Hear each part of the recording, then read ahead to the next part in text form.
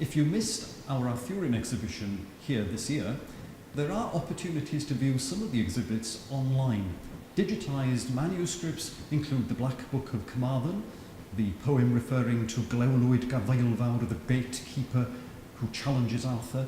Culhwch ag Olwen, Arthur's encounter with Culhwch, his cousin, and the aid given to him to win Olwen as his bride, and of course the enigmatic reference to Arthur in the Book of Aneirin as the example of valour, all the way to the early 15th century,